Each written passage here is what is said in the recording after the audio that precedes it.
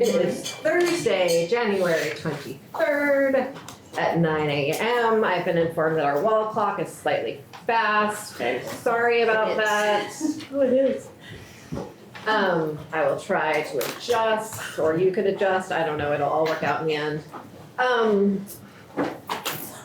So yesterday we heard a presentation from the administration about sort of the preliminary big pictures of their plan for the future of education and education finance. And as everyone at this table knows well, details matter, and they matter for our kids and our schools and our strong communities. And so it will, of course, be our jobs in this room to go deep into the details this session. Some of that will be analyzing details that the administration brings to us. Some of that will be creating some of our own details and balancing all of that out. I think for the most part, committee time over the next week is not going to feel significantly different because we've already been building the building blocks of being sort of ready to look deeply at this work. So this morning, we are going to have a renewed look at the Education Fund Outlook that takes into account the e-board meeting from yesterday. So there's always an update after the e-board meeting. And then we are going to hear from the tax department, 2 different reports that came in from Property Valuation and Review.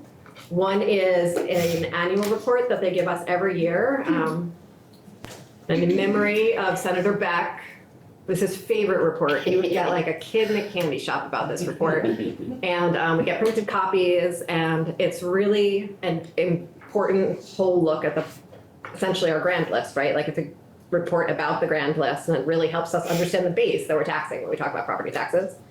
And then we're gonna go also into some depth in a report that I think Jake Feldman from Tax took the lead on, that is about our property tax credit system, which is part of the administration's proposal on education, but one part of a much bigger whole. And so I think for a little bit, we're going to be sort of like just taking pieces and not looking at the big picture quite yet while we sort of build our capacity. And then this afternoon, the consultants from the Agency of Education that did it's my understanding they did the bulk of the modeling work that led to the administration's proposal. They're called APA, and they are in town in person for a couple days. And so while they're in town in person, wanted to make sure we had them in, because testimony in person is always slightly different than testimony on the Zoom, even though I think we all want to have that not be true. We're humans.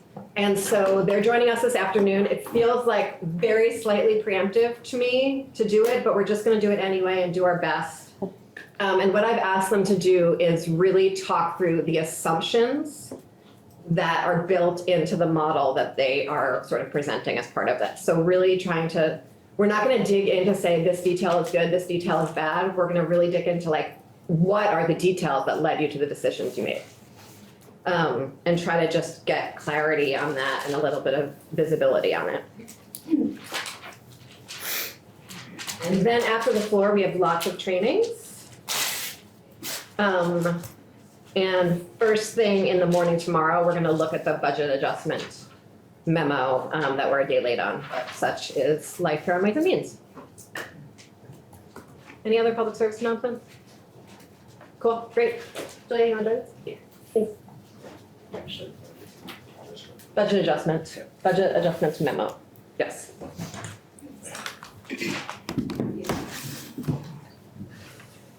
What?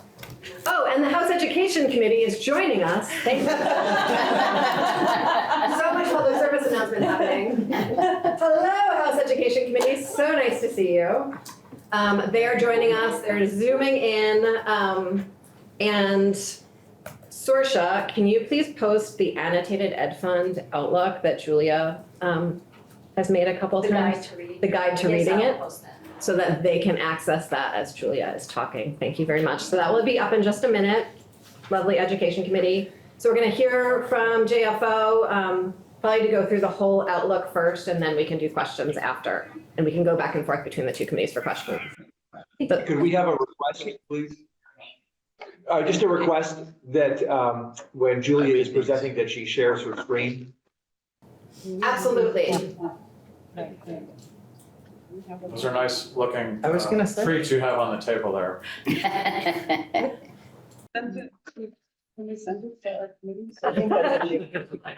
Okay, let's get started, and Representative Conlon, please feel free to jump in if I don't notice you're waving motions or anything like that. Julia, the floor is yours. Thank you. Thank you. Good morning, everyone. For the record, I'm Julia Richter with the Joint Fiscal Office. I'm going to go ahead and share my screen. I'm sharing the Ed Fund Outlook from the Emergency Board. This is posted, I believe, on both committee web pages under my name. So, Chair, would you like me to walk through what this is showing or what the changes are? Big picture would be helpful. If you could walk us through the whole thing, that would be great, with a larger emphasis on things that have changed. Absolutely. Thank you. So what we're looking at here is the Education Fund Outlook. This can be thought of as the operating statement for the Education Fund. This looks pretty similar to the one that we looked at a couple weeks ago or days. I don't really know when that was. But there's a couple of significant changes from the Emergency Board that we see reflected here as compared to the December 1 letter. So looking here, these first preliminary lines, A through I, you'll recall that these from Ezra's presentation last week, that these are really the summary lines. So this is reflecting those big picture pieces that are included in the modeling. If you have a mind to numbers, you might note that these numbers are all looking the same as they looked in the December 1 letter, Ed Fund Outlook. And the reason for that is because for the Emergency Board forecast, we don't recalculate the yields or the rates. We hold that constant so you can see how the other adjustments are impacting the Education Fund. So you see that with these rates, so the uniform non-homestead property tax rate that we're seeing here in line C, and the property yield and income yield, we're seeing that leads to a uniform average bill change estimated to be about 5.9%. I'll remind you all that this uniform average bill change will be a policy choice as you work through the yield bill. Only for the purpose of the December 1st letter, we need to assume a uniform average bill change for the purpose of solving for the yields and rates. But after the December 1 letter and the presentation of the e-board, that's a policy choice. Moving down the Education Fund Outlook, we get into the sources section. This is where you will see the changes from the economist's forecast. So you'll recall that there's non-property revenues that flow into the Education Fund, all of sales and use, a portion of purchase and use, meals and rooms, etc. And what you're seeing here are updates per the economist's forecast. I want to note that the January consensus forecast that you all heard about yesterday and was adopted by the Emergency Board shows a decrease in forecasted Education Fund non-property revenues for both fiscal year 25 and fiscal year 26, but that's compared to the July forecast. So this is a decrease of approximately 6.6 million for FY25 and a decrease of 5.1 million for FY26.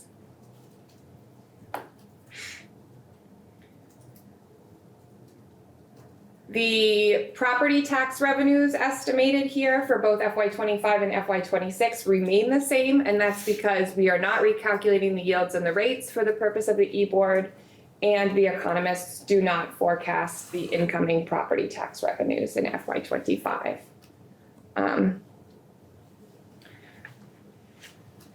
Just a quick clarification. So that 5.9% increase, that's constant here, it stays?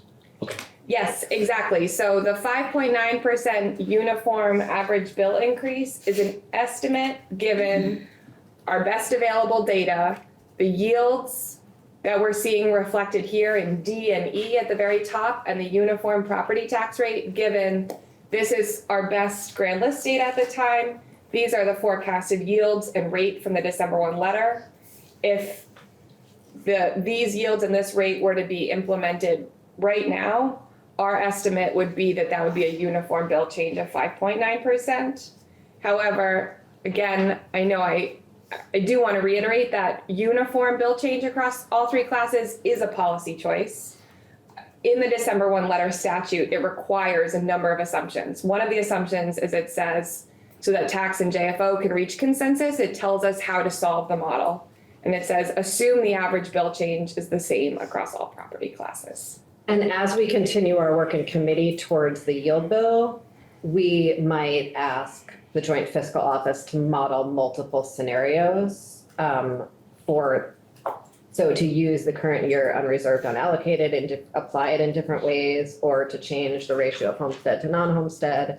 And so then we might have multiple columns added to choose from where that number that you asked about would change in those columns. Thank you.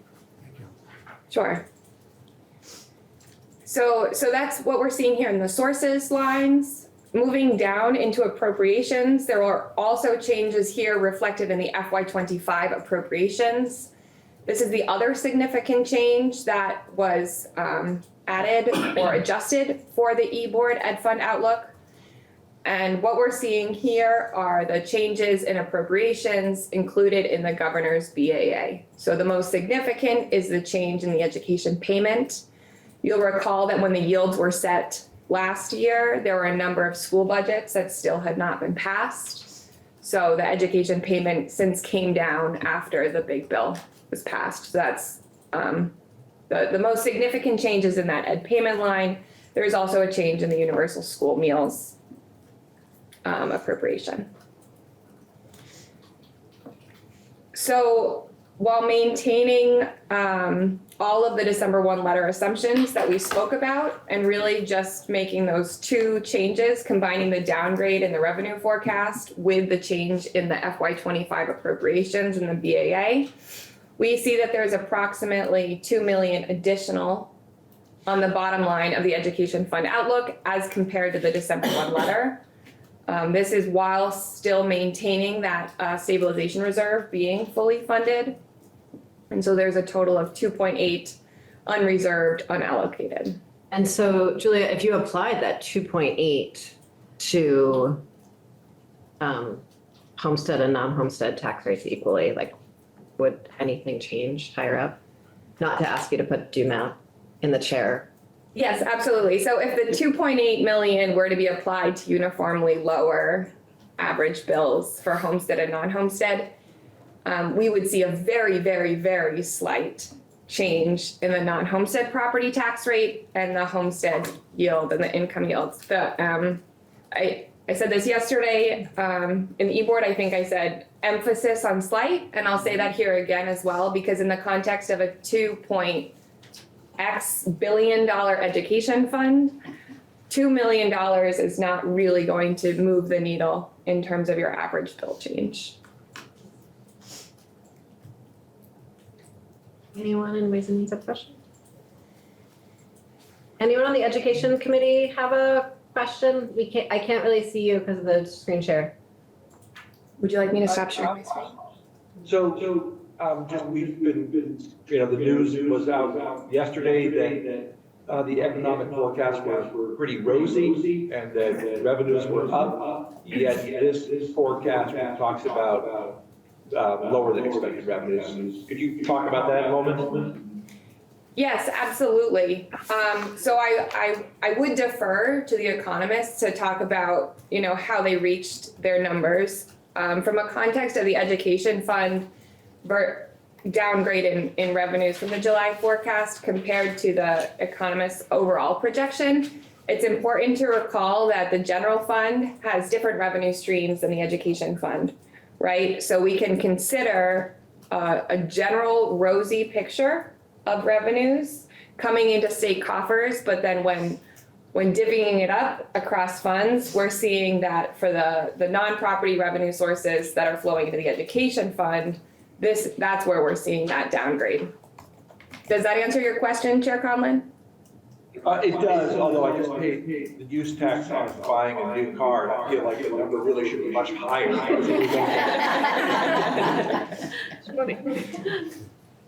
I think Julia spoke to the scale of the fund, Chair Kaufman.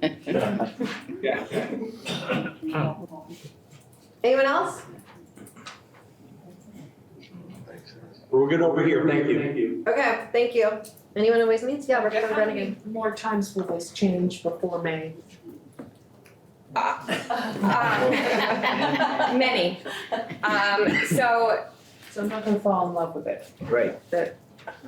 yes,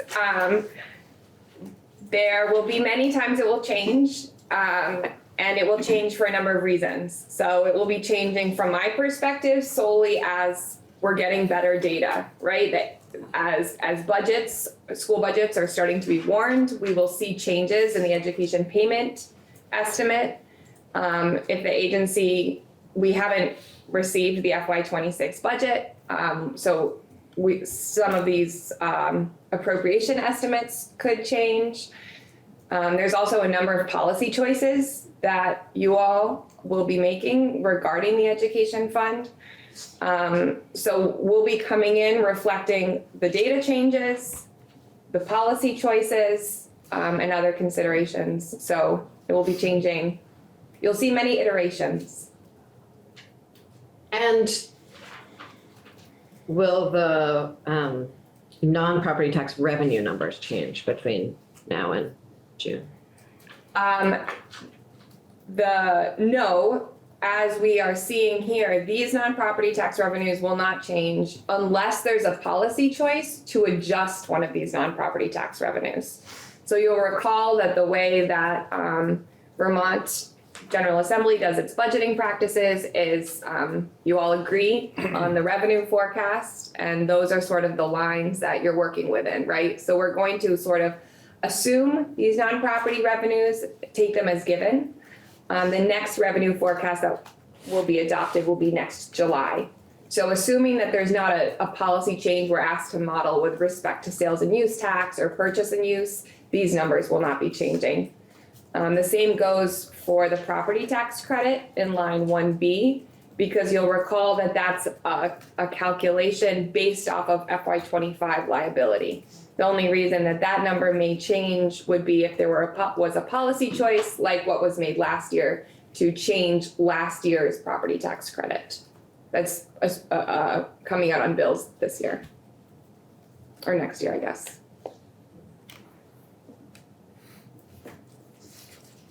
Okay, thank you very much, Julia. Yes. We're going to take a 5-minute, we're going to say goodbye to the Education Committee. Thank you for joining us today. Nice to see you. We just got to sign up. Oh, Peter? When do we get an updated number for basically where school budget proposals are at? We have a historic pattern of having someone from AOE come in essentially every 2 weeks, probably starting like next week-ish, to give us updates on row 11. The position that has historically come in to do that with us is not filled right now at AOE. And so there's still, there are some details to resolve on how that's going to work this year that I'm working on. Thank you. Soon is the answer to your question.